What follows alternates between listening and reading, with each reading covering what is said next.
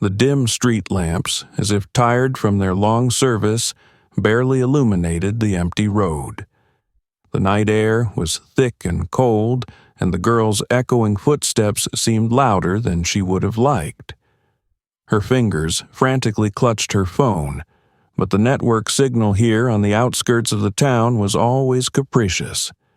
Only the sound of her breathing and the distant rustle of the trees accompanied her path. When a patrol car came around the corner, she felt an inexplicable prick of alarm. The flashing lights cut through the darkness and the silence exploded with the sharp sound of a siren. The girl froze, barely had time to notice how the car braked too close, as if deliberately. The door opened with a heavy creak, and a uniformed man stepped out of the car. His gait was slow, almost lazy, but there was a sense of menace in his movements. "Good evening, miss," he said in a voice that was anything but kind. "You're out late? Hiding something?"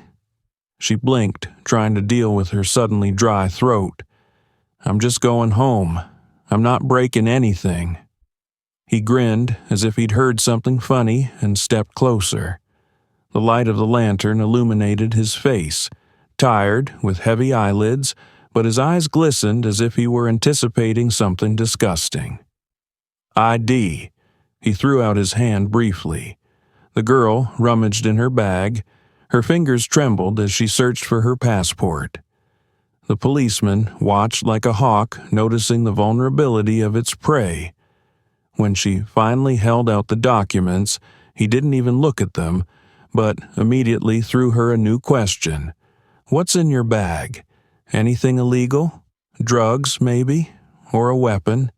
His tone was getting rougher and rougher. No, of course," she replied, trying to keep her composure. "This is absurd." "Absurd?" He grinned, looking her over from head to toe. "Let's have a look. For your own good." She took a step back, instinctively clutching the bag to her chest. The gesture seemed to infuriate him. He took a step forward, closing the distance between them, and the girl felt the tension in the air become unbearable. "Are you resisting a police officer?" he asked, and there was a threat in his voice. "No, but you have no right," she began, but he interrupted her. "I'm entitled to whatever I see fit," he said, leaning slowly toward her face. "And you'd better not test my patience right now." Her heart was pounding like crazy, and the only thought in her head was, "Call Grandpa. Just wish he'd answer." But time seemed to be dragging too slowly, and the policeman was already reaching for her bag, clearly enjoying her helplessness. The night was getting colder, but the tension was building. The girl realized that this case would not be an ordinary test. "So, let's see." The policeman leaned over the girl, his breathing barely audible but heavy. He snatched her bag so sharply that the strap cut her shoulder painfully. She shrieked, but immediately stopped, sensing his gaze cold and appraising, like a predator just beginning his game. "What are you doing? That's mine. You have no right." She held out her hands, but he lifted the bag above her head with a sneer, like a child with nothing to counter. "You're a big lawman, aren't you?" His voice was filled with contempt. "Why don't you tell me how you ended up here at this time of night? Didn't yours teach you not to go out at night?" He emphasized the word "you" in such a sarcastic tone that her chest tightened. She knew what he meant, but she was afraid to say it out loud. "I'm going home," she said, trying to stay calm, but her voice shook. "I didn't do anything." "Home, you say?" He hummed, flipping her bag right onto the hood of his car. Things scattered across the metal surface. A phone, keys, a few books. He tossed them aside dismissively, then started rummaging further. "Or maybe you're a spy, or carrying something illegal. Drugs, for example. How much do they pay you for that?" "That's not true." She took a step forward, her face flaming with shame and rage. "This is absurd." He straightened sharply, looming over her threateningly. The girl involuntarily backed away, realizing that she was only inflaming his interest. "Absurd?" he repeated, slowly and grudgingly, as if savoring the word. "You're not afraid, are you? You think you can walk around here as you please, breaking laws, disobeying the police? Maybe I should take you down to the station so you can explain yourself." She felt a wave of fear come over her. He was serious. The girl knew that if he took her away, things could get worse. She couldn't call his figure obscured the phone, and her hands were shaking so badly she could hardly think. "I didn't violate anything," she said barely audibly, her voice breaking with a mixture of despair and terror. "Nothing, you say?" His voice became harsh. He pointed at her sneakers. "What are these? Aren't those the same marked sneakers that I remember thieves often use? Maybe you just robbed a store?" She glanced down at her feet involuntarily, feeling the heat of humiliation burning her cheeks. Those sneakers were ordinary, but his words pierced her like a knife. Her voice froze in her throat. "Come here," he ordered, grabbing her elbow. The girl instinctively tried to pull away, but the grip was too strong.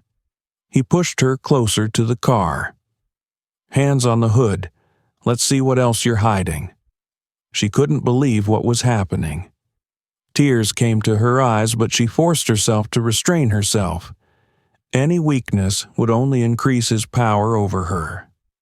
He forced her to empty her jacket pockets and then began to search her methodically, making her feel dirty and humiliated. "Clear," he said at last, but there was no hint of disappointment in his voice. On the contrary, he seemed pleased with his performance. "Well, you're lucky then. But who knows, maybe I wasn't looking hard enough." The girl was close to screaming, but suddenly she remembered. The phone. If she could get it. Her hands, trembling with horror and humiliation, slowly reached for the hood where her broken but still working phone lay, just so Grandpa would answer. If only. Let's pause for a moment. Write in the comments where you are listening to our stories from and whether something similar has happened in your life. It's important for us to know what you think. If you like what you hear, don't forget to subscribe so you don't miss the continuation. And now we continue. The policeman took a step back, leaning on the hood of his car, and watched the girl with evident pleasure. Her breathing was ragged, her shoulders shaking. She seemed broken, but he wanted more. He wanted total submission. "You know," he began, pretending to think, "I wonder where people like you come from. Always in trouble with the law, always resenting you as if you're in charge. How many times do you have to explain that you're nothing?" The girl looked up, but immediately regretted it. She saw in his eyes not only gloating, but something more. A desire to break her, to trample her. "I didn't do anything," she said quietly, her voice barely audible. "Didn't do anything?" His laugh sounded harsh, like a gunshot. "That's what you always say. But we know the truth. You think you can walk the streets without obeying the rules, think the law is for others. As if anyone ever expected you to be here." She felt the heat rush to her cheeks. His words were sharp, not to be dismissed. Every time he said "you," it sounded like a spit in the face. "Silent," he continued, coming closer. "Of course I am. What else can you do? No, I'm sure you must have some cheap excuse. Why don't you just say it's racist, huh? You love that word. Only problem is, the law is the law. And right now, I'm the law." The girl tried to take a step back, but stumbled into his car. He laughed again, short, sharp, unpleasant. "Are you always this obedient? Or only when you know you have no way out?" His voice got lower, more dangerous. "You know, you should get used to it. It's normal for people like you to get into trouble. It's your nature." Her hands clenched into fists. She wanted to scream, but fear constricted her throat. "Listen to me." He leaned closer, his face too close to hers. "You have two choices. Either you play by my rules, or I'm going to have to find something serious on you. Believe me, you will." His lips stretched into a cold smile. "We'll always have a reason for that. Don't doubt it." She felt tears come into her eyes. She'd never thought she'd be in this situation, helpless, humiliated, on the verge of despair. "Well," he said, leaning even closer, "do you want to call someone? Do you think someone will come for you? Or do you think I'm just going to let you go?"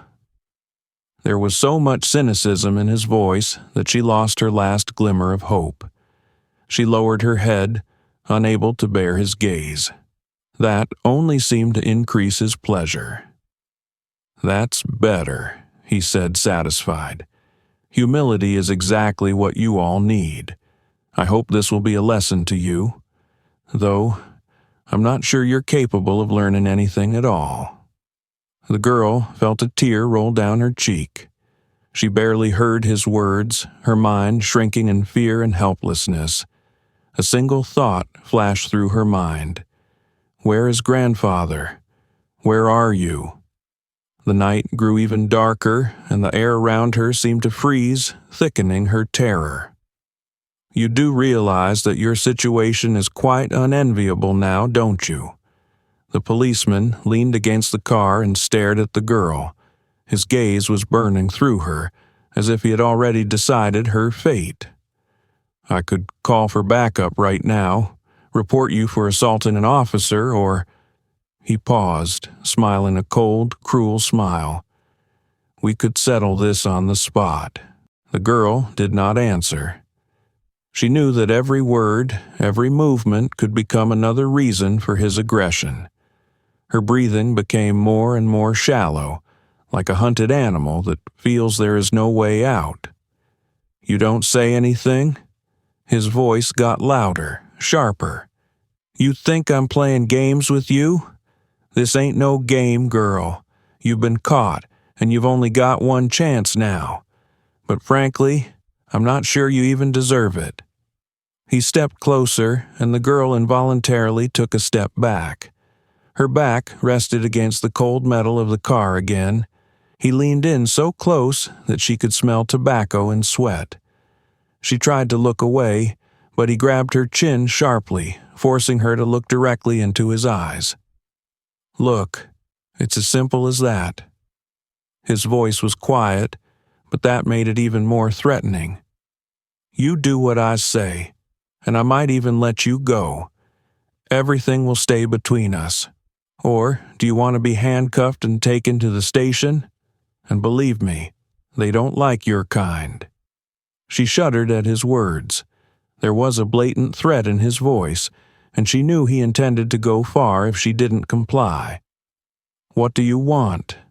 She squeezed it out of her, barely able to control the tremor in her voice. "That's a different story," he grinned. "You finally understand how things work around here."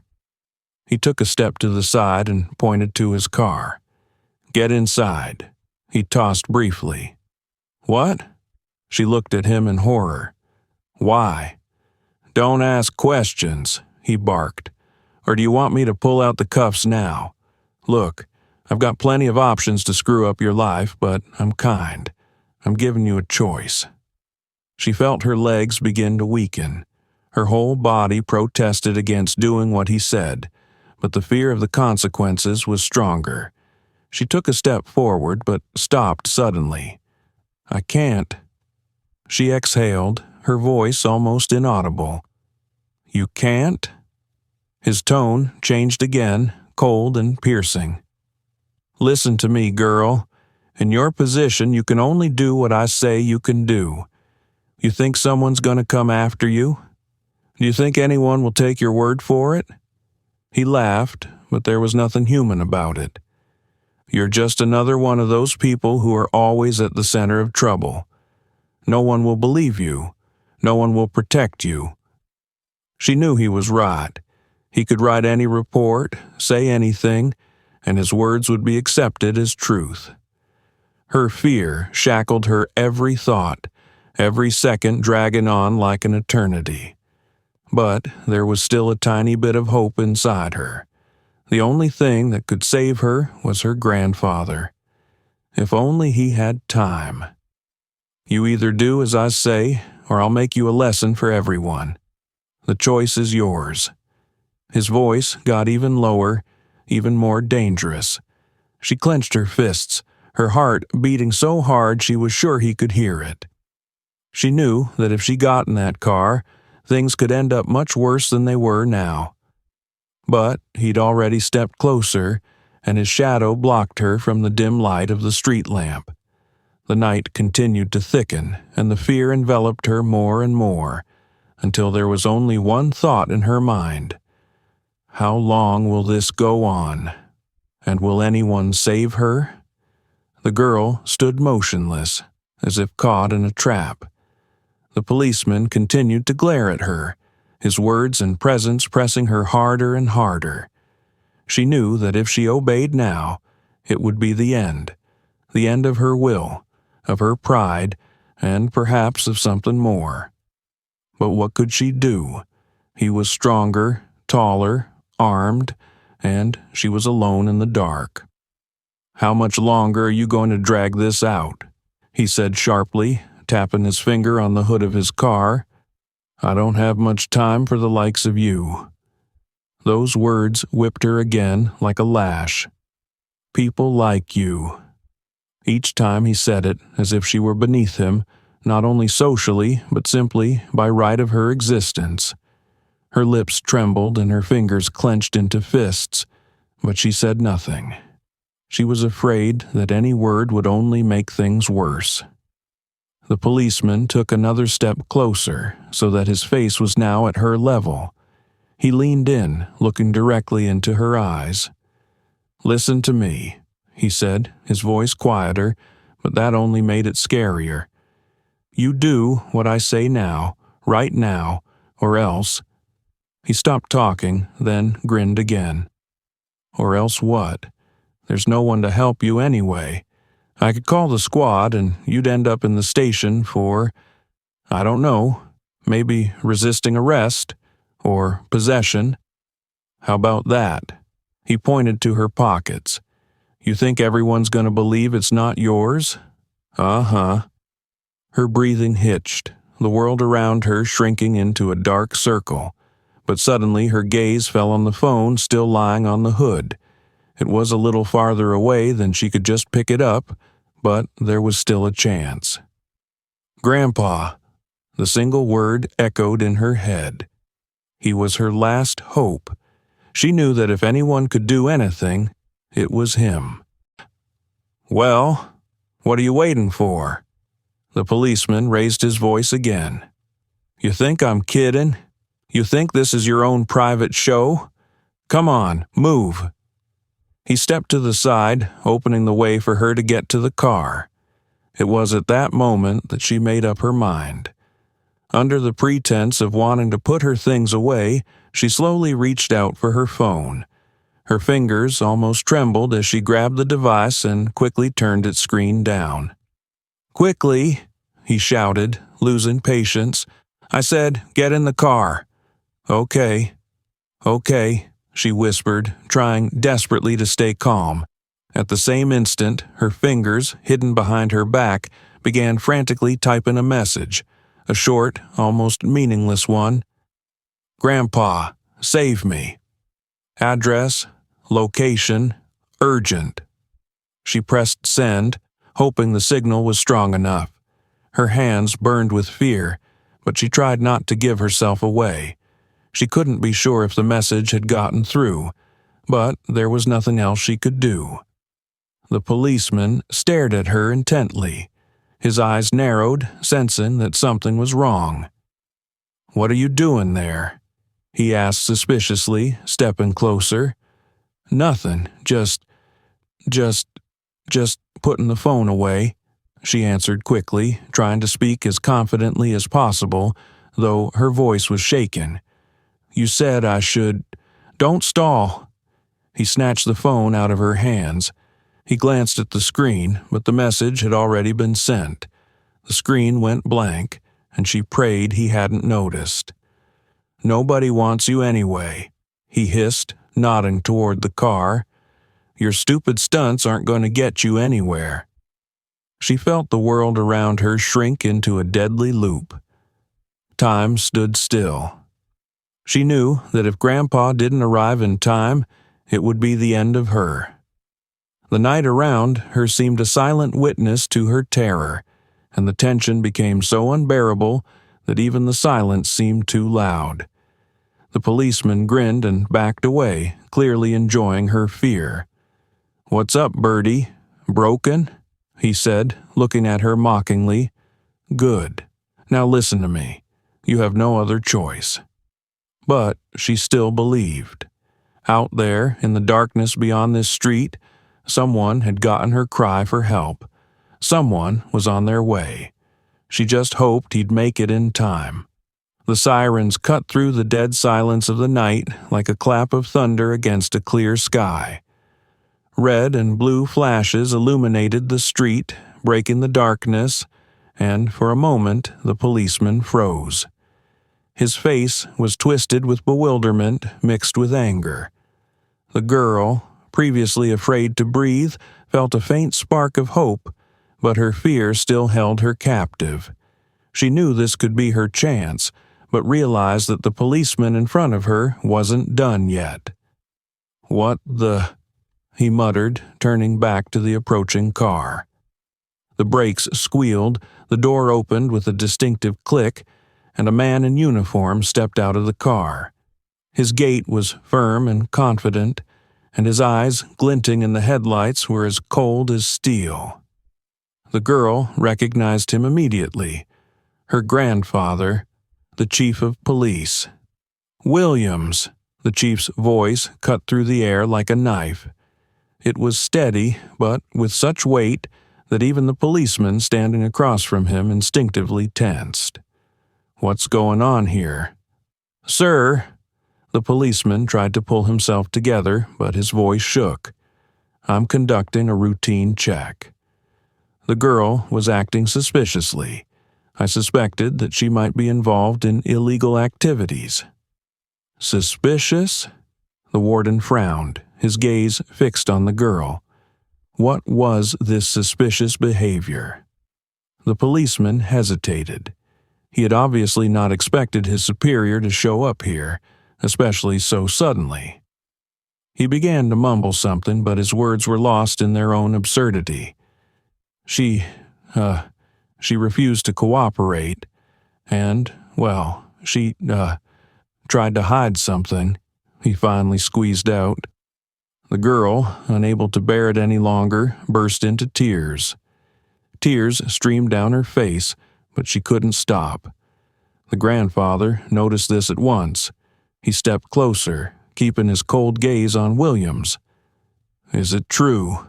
he asked the girl quietly, but there was so much power in his voice that the policeman involuntarily took a step back. "No," she said in a shaky voice, unable to keep silent any longer. He stopped me for no reason. He humiliated me, threatened me. He wanted—" She sobbed, unable to say the rest of it. "I didn't know what to do. I just wanted to go home." "Lies!" Williams shouted sharply, his face flaming with anger. She's just trying to get away with it. Her kind always do that. You know, sir, how they can play on emotions." These words, filled with venom and racism, echoed down the empty street. The police chief turned to Williams with a look on his face that made him instantly stiffen. "People like her?" he repeated quietly, but there was nothing soft in his voice. "Explain what you mean by that. Minus, "I didn't mean that, sir." Williams tried to brush it off, but his voice betrayed him. "It's just, you know." "I know," the chief said.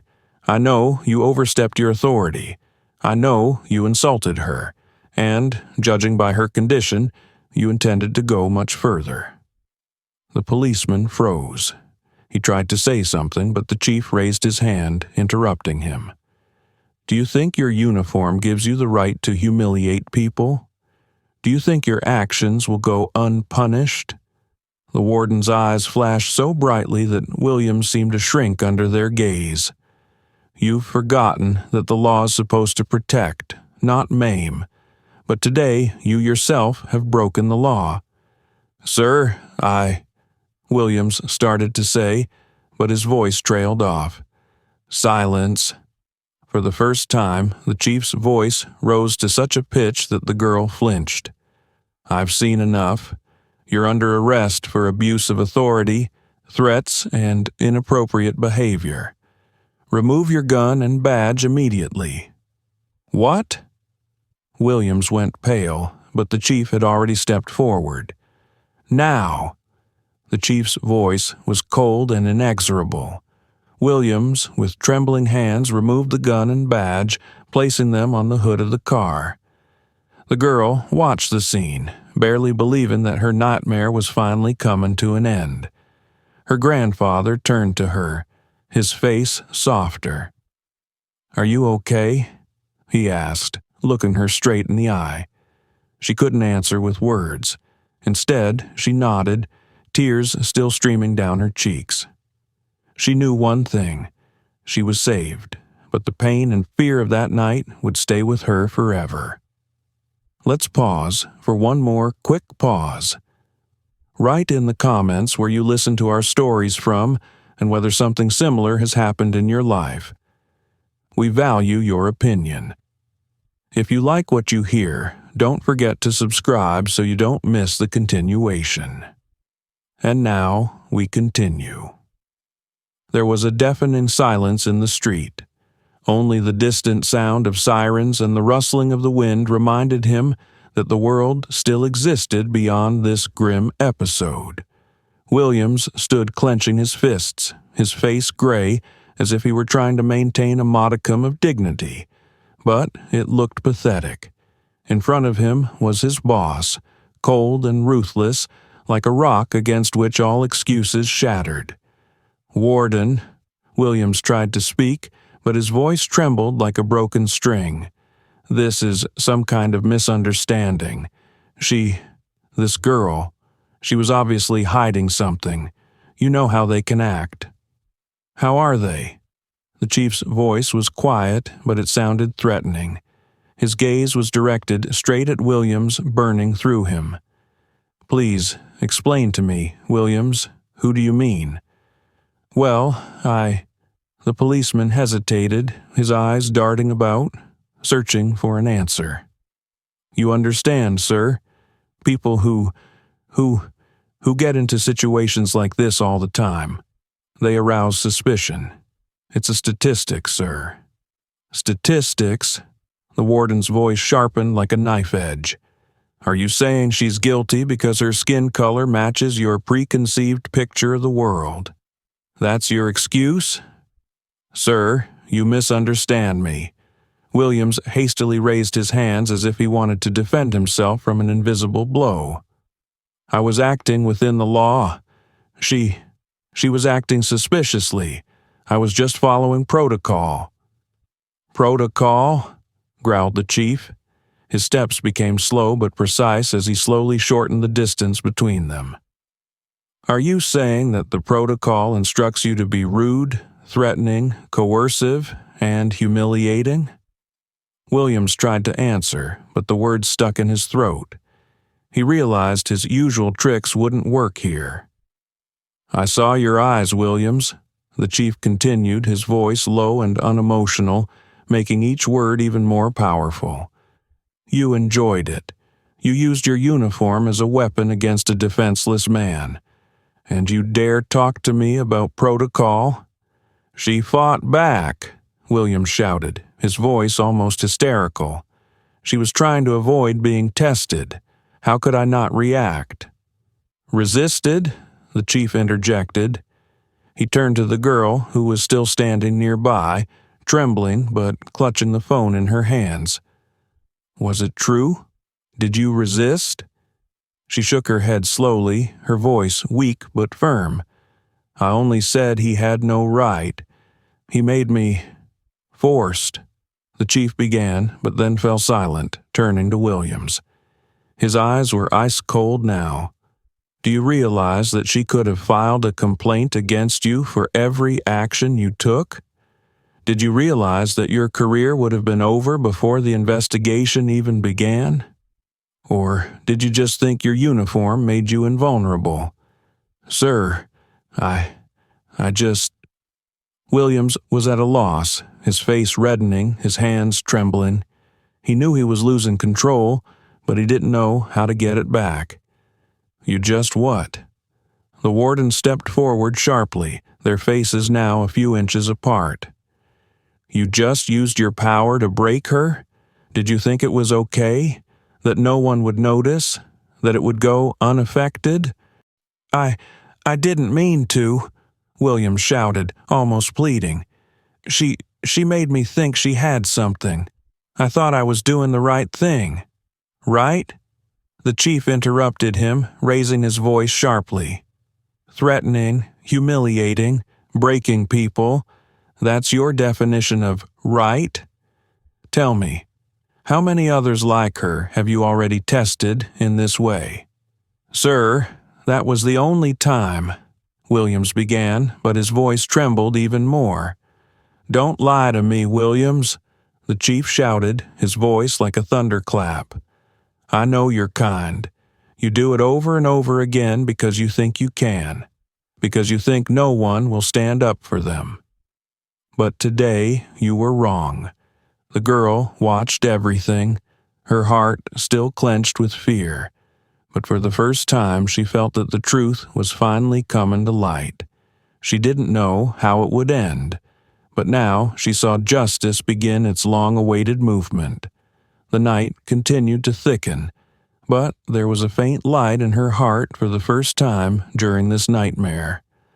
The silence, thick and pressurized, seemed to hang over the street as the chief of police glared at Williams with his icy gaze. The girl stood aside, her hands gripping the phone so tightly that her knuckles turned white. The night around them seemed endless, and the tension was building with every passing moment. Williams, the chief said, his voice cold and clear. Tell me the truth. Was this the first time? Or are you just used to getting away with it? The policeman twitched, his face dead pale. He opened his mouth to answer, but was suddenly silent, as if he were afraid to say anything unnecessary. I'm waiting, the chief continued, stepping closer. His tone left no room for maneuvering. If you lie now, it will be the last word you say in this position. Sir, I... Williams started, but his voice shook. He knew there was no hiding now. The girl, trembling but determined not to be silent any longer, suddenly spoke. Her voice was weak, but filled with despair and anger. It can't be the first time. From the moment he'd stopped me, I could see that it wasn't the first time he'd done it. His confidence, his words. He knew there was nothing I could do to counter him. He's used to breaking people like me. The words, sounding in the silence of the night, hung in the air like thunder. The warden turned to Williams, his eyes flashing with anger. Is it true, Williams? He asked. How many more people have gotten hurt because of you? The policeman waved his hand sharply, trying to defend himself, but it looked pathetic. She's lying. I was just doing my job. You know how it is with these... He paused, realizing he'd said too much. These? Echoed the chief. His face stiffened, but his voice was even more menacing now. Go on, Williams. Who are these? People who don't conform to your idea of order? People you consider beneath you?" The girl intervened again, her voice louder despite her tears. "He said it all the way. He called me nothing. He said that people like me had no rights, that we were always to blame, that I was nobody." "Silence," William shouted, his face contorted with anger and fear. But his voice did not sound as confident now as it had before. The supervisor glanced at the girl, then pulled out his cell phone. "You're not the first to complain about Williams," he said quietly, "and it looks like we're going to prove it today." He dialed a number and soon spoke to someone on the other side of the line. "The Williams Case Archive. I want to know everything. Complaints, reports, violations. It's urgent." Williams turned even paler, his breathing ragged. "Sir, this is unnecessary. It's all lies. I've always acted in the interest of the law." "Of the law?" The chief interrupted him. "You call your personal prejudices the law? Your desire to humiliate and break those who can't fight back?" A few minutes later, the supervisor's phone rang. He listened carefully, and then his face became even more stern. "Complaints," he said dryly, not taking his eyes off Williams. "3 in the last 2 years, all related to your behavior, abuse of power, threats. One of the victims is still in the hospital because of your protocol." "It's all lies," Williams shouted, taking a step back. "These people are they want compensation. Their words are worthless." "And yours?" The chief interrupted him. His voice was no longer loud, but his every phrase sounded like a sentence. "You thought you could hide it. You thought no one would notice. But today, everything changed." The girl, trembling, spoke again. "He'll never stop. If you let him go, he'll do it again. Not just with me, with others like me." Her words were the final blow. The warden looked at Williams, who now looked like a hunted animal, and then said, "You're under arrest. Tomorrow, all your cases will be reviewed, and if any of them confirm your behavior, you'll never wear a uniform again." Night covered the street with a heavy blanket of silence, but within it storms raged. Fear, tension, inevitability. The police chief stood opposite his subordinate, his face seemingly carved from stone. The girl trembled, struggling to hold back tears, but there was a shadow of hope in her eyes. "Williams." The chief's voice was quiet, but there was something far more frightening in that silence than in any shout. "You spent yourself like a predator. You have defiled your uniform, and now you will be held accountable for it." The policeman froze. His face was contorted with a grimace of anger and despair. "Sir, you can't. This is excessive. I'm your subordinate. I deserve at least—" "Do you deserve it?" His superior interrupted him. His voice was flat, but it was even more intimidating.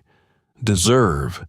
You're standing here in front of me after you've humiliated, intimidated, broken those you're supposed to protect.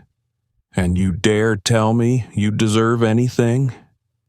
He stepped closer, and his shadow lay over Williams as if to remind him that the power on this night no longer belonged to him. "Take off your epaulets," the chief said coldly. "Right now." "Sir, this is a mistake," Williams started to say, but his words stuck in his throat as the supervisor stepped even closer. "Or I'll do it myself," the chief retorted, his eyes glittering with icy fury. Tears of humiliation filled Williams' eyes, but he realized there was no way out. His hands, trembling with fear and rage, went up to his epaulets. Tearing them off was not only a disgrace, but an admission of defeat. But he knew that now he was trapped in a trap he had created himself. The chief watched, his face cold and impassive, But anger boiled inside him. Anger not only for his granddaughter, who had been brought to tears by this man, but for all those who had suffered at the hands of men like him. When the epaulettes finally fell to the ground, the warden bent over and picked them up. He held them in his hand like a symbol of authority that no longer belonged to Williams. "And now, the gun," he said without taking his eyes off his former subordinate. "Sir, this is too much." Williams tried to object, but his voice was weak. "A gun, Williams," the chief repeated, and there was no room for doubt in his tone. The policeman removed his weapon from its holster and placed it on the hood of the car. His hands trembled, his face flushed, and his eyes darted about as if he were searching for a way to avoid the inevitable. But his power was crumbling like a house of cards. The warden drew his weapon and looked intently at Williams. "Did you think no one would find out? That no one would dare stop you?" he said. "You used to hide behind your uniform, behind the law you perverted. But that's all over now." The girl watched with bated breath, her heart still clenched with fear, but now she saw that justice was possible, albeit with difficulty, albeit through pain, but it exists. "You're under arrest, Williams," the warden said, and there was finality in his words. "For abuse of authority, for threatening, for humiliating those you were supposed to protect." He pulled out the handcuffs and slipped them around his former subordinate's wrists. The click of the lock sounded like the end of a long and painful sentence. "I don't deserve this," Williams whispered hoarsely, his voice full of despair. "Everything I did it for the sake of order." "No," the chief replied, looking him straight in the eye. "Everything you've done for your power. And today it's over." The warden took Williams by the shoulder and forcefully placed him in the patrol car. There was no more pity or doubt in his eyes. He knew he was doing the right thing. The girl, standing back, felt a heaviness descend from her chest. She knew that this night would change her forever. But now she saw, evil does not always go unpunished. The night, once again filled with the sound of sirens, and the car with Williams slowly disappeared into the darkness, taking with it his power and the illusion of immunity. The night that changed everything still haunted her like a nightmare from which it was impossible to wake up. Every time she was alone in the dark, the cruel words, the threats, and the cold stare of the man who could so easily ruin her life came back to her. She could no longer walk the streets without turning around. In every patrol car she saw danger. In every unfamiliar gaze, a threat. Her heart clenched at the sound of sirens, and even the light of street lights seemed too harsh, too frightening. She tried to get back to normal, but every day was filled with reminders of how easily things could have ended differently. Her friends and family tried to support her, but they could not understand the depth of the horror she had endured. In the eyes of those around her, she was strong, for she was able to stand up to her abuser. But the girl herself felt broken. Every night she was tormented by the question, what if Grandpa hadn't made it in time? Policeman Williams, who once felt untouchable, now sat in a jail cell. His uniform, his badge, everything that defined his authority had been taken away. He was now a nobody. The trial had left him no chance. Too much evidence, too many voices that had finally been heard. After the girl's arrest, his other victims began to make contact. Their stories were horribly similar. The same humiliation, the same cruelty, the same contempt. They had been afraid to come forward for years, but now they felt that their voices could finally be heard. At trial, Williams tried to justify himself. He talked about how he always did his job, that he followed the rules, but his words sounded hollow. Each of his excuses collapsed under the weight of his victim's testimony. No one believed him anymore. His face, when the sentence was read, was filled with a mixture of anger and despair. He realized that his life, as he knew it, was over. But he didn't see it as his fault. In his eyes, everyone around him was to blame. The system, his superiors, his victims who just wanted to push him around. Racism, which he used to justify his behavior, was not a crime, but a tool. The chief of police, the girl's grandfather, seemed unable to find peace either. He sat in his office, pondering every decision, every order he'd given in his long years of service. This incident had opened his eyes to how deeply rotten the system he ran was. It wasn't the first time he had faced complaints about his subordinates, but he had always believed that his department worked for the good of the people. Now he saw it. Many of those he trusted were using their power to suppress rather than protect. He had to review every report, every complaint, every action of his officers. How many others, like Williams, wore the uniform thinking it gave them the right to ruin lives? How many more suffered in silence, unable to defend themselves? He felt guilty for allowing this to happen. Guilt that his own granddaughter could have been another one of the victims. But he also knew that this victory alone was not enough.